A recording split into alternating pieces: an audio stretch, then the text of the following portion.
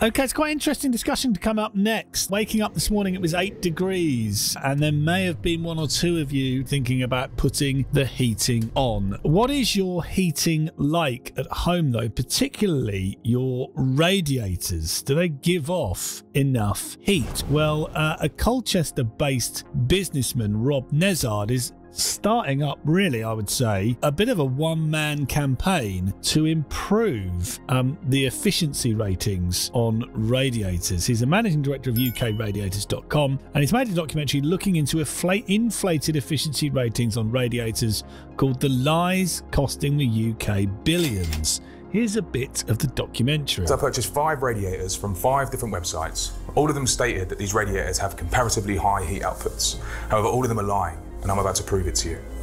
In order to comply with British standards and to be sold legally in the UK, a radiator's heat output must be tested by a notified body, and the heat output advertised for the radiator must be backed by the test results. The unfortunate truth is that there are millions of radiators sold every year that have not been tested, and the heat outputs being advertised are overstated. Why does this matter? Because it affects the efficiency of your heating system and ends up costing you money in higher heating bills.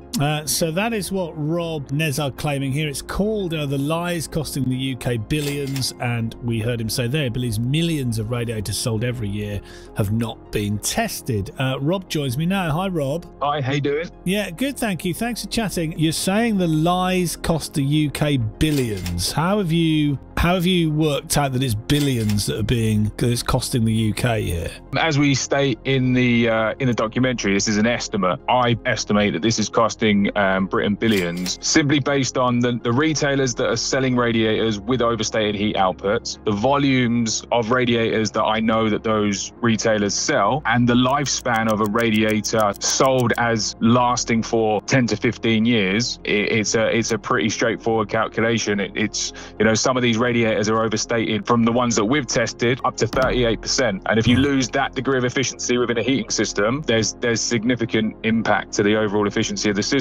The system can't operate at an optimum temperature, meaning that it's going to cost more to run. Extrapolating that out and multiplying it across the millions of radiators that are sold by these retailers and across the lifespan of those radiators, that's how we get to that estimate. To just put it in simple terms, we're being sold radiators and radiator systems that are promising to use this much energy. They're not, and therefore we're paying more, and we have our heating on for longer as a result. Have I got it? So to put it in kind of really straightforward terms, if you buy a radiator that says that it will output, let's say 1000 watts at a certain operating temperature within your system, and actually at that operating temperature it only outputs 700 watts. If you've done a heat loss calculation and your space requires 1000 watts, then the only way for you to get the 1000 watts out of that radiator is to turn up the temperature of the heating system. When you turn up the temperature of a heating system, you decrease its efficiency, hence the drive towards lower temperature heating systems. Why did you decide to research this, Rob, and what are you calling for now? So, as I was saying, the calculations that we've done are estimates. To get actual numbers, we need a thorough investigation to take place, because the OPSS and various government bodies will be able to access information that we simply can't access. The thing that's driven us to do this, obviously we sell radiators, right? We're a website, UKRadiators.com, we sell radiators, and all of our radiators are tested in accordance with British standards and sold in accordance with British standards. And it's not a level playing field right now. There's dozens of retailers selling radiators with overstated heat outputs, which creates an uneven playing field for business, but it's also ripping off consumers. And I've always been the type of person that if I see something wrong, I'm going to point it out and I'm going to stand up for what's right. And people being ripped off, it's just not right. When it comes to us, the consumer, what advice can you give to us? I think I do need a couple of radiators. So,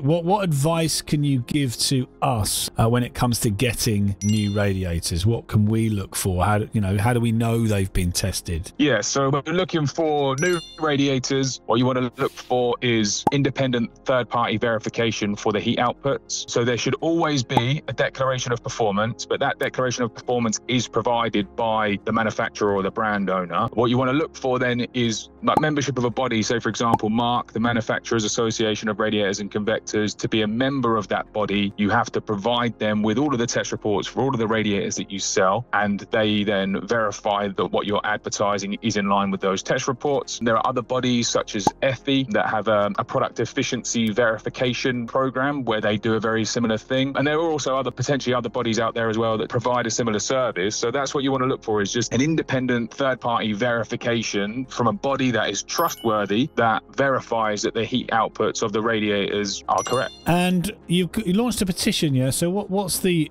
goal now you've established this and made the documentary? Yeah, so the goal is to get the government to take action. We've actually made a decent amount of progress on that. As you mentioned, we've got a petition. So if anybody wants to help us with the campaign and wants to sign the petition, if you just go to ukradiators.com/sign, you can access the petition there, and the full documentary is there on that page as well. What we're aiming for, as I mentioned earlier in the call, is a proper, thorough government investigation across the market to determine the exact levels at which this is happening, and then for enforcement to happen. Because as I said, we have regulations that govern the sale of radiators. We've got construction product regulations, and then we have BSEN 442, which sits beneath that, which determines all of the procedures that need to be followed in manufacturing radiators, and part of that is that the radiators have to be tested. Nobody's enforcing those regulations. Anybody can just buy a container load of radiators from anywhere in the world, bring it into the UK, stick it on the market, and say whatever they want about it. And there's no checks done in between.